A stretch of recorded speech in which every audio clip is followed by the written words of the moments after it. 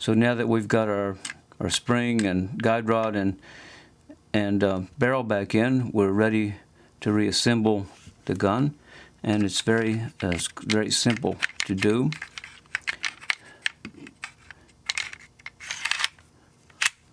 We just slide it back in, make sure it's well back in there, and there I just clicked up the takedown device, and I'm going to turn again counterclockwise now so I can withdraw this guy, and it should come out now. There we go. And we're ready to retest, and what do we have? Very good. And we'll do a function test, and I think we're good to go. And just as a comparison, you can see this is my Ruger SR9C, which is the kind of the mid-size Ruger SR9. It's not the subcompact, but you see that that the PK380 is very close to the same size, and the SR9C is thicker, and it's also, as you would think, logically heavier. This is a wonderful carry weapon, and it's an extremely dependable gun, an amazing gun for the price. I highly recommend it. But this gives you an idea of the fact that when you're talking about the PK380, you're not talking about a subcompact. So in a sense, that sort of limits your ability to carry, which is kind of a problem, at least for women. And otherwise, I think this gun has tremendous features that women will really appreciate. First of all, for people like me with small hands, and people that are not particularly strong, which includes a lot of women who have trouble racking, like the smaller 380s. A lot of them have very heavy springs because they're blowback action, and they can present quite a bit of difficulty. This gun is a piece of cake to rack. It's very, very easy to rack. It's no problem at all. Even I can rack it, and rack it very easily. It's and that's a wonderful feature.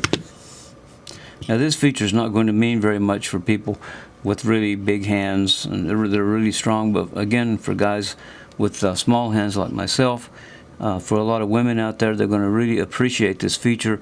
The spring on the magazine slide is a piece of cake. So if you're going to load your rounds in there, it's super easy to do. No problem at all. You can load a full magazine. It only gets a little tough down there till you get to the 8th round. And this is, by the way, an 8-round magazine. And so you don't need any kind of special equipment. You don't need a loader of any kind. You can just fill it up. I've got about 7 rounds in there now, 6 or 7 rounds. And it's just a piece of cake to do.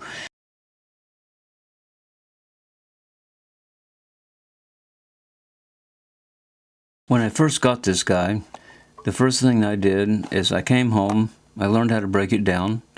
I broke it down, and I cleaned it real well, because it's full of a lot of goop from the factory that's basically there to keep the gun from rusting and keep corrosion away. But it's not, in the classic sense, lubrication. And I recommend that you do that if you decide to buy one of these guns. The first thing before you take it to shoot it. In fact, it's what I do with all my guns when I buy them, is I break them down, I clean them, and believe it or not, there was some dirt from this, especially from the firing test that they did at the factory. But I cleaned it, and I lubed it real well, made sure everything was working really well. Then I took it down and gave it a shoot. And I ran about, I'd say, 80 rounds of different ammo through it. I ran several rounds, 30, 40 rounds of the Winchester. This is the real inexpensive stuff that you get. It's the 380 at Walmart, the flat nose stuff that sometimes gives guns a problem. And I ran about 30 rounds of PMC through it and some Federal through it, to the total of about 80 rounds. And I had one jam, and that was mainly my fault. And so in my opinion, it performed really flawlessly. It took me about, well, I'd say 5 or 6 rounds to sort of get a beat on how it actually shoots, and it shot really great. It shot as well as I can shoot, and there were fairly tight patterns. Nothing going wild at all at different distances. So I was really happy with the control and the way the gun shot. And the other thing that women I think will really appreciate is that unlike some of the very lighter 380s, it's got a pretty low recoil. So you can fire off 5, 6 rounds in a row in fast sequence, and you don't get a lot of muzzle flip, and it's very, very comfortable in the hand. I found it, for instance, much more comfortable in the hand shooting and much more stable. Oops, got the wrong gun there. And much more stable than the Firestorm that I had previously shot. The Firestorm here, I actually put some foam here because the flip here actually hurt my knuckle when I shot it.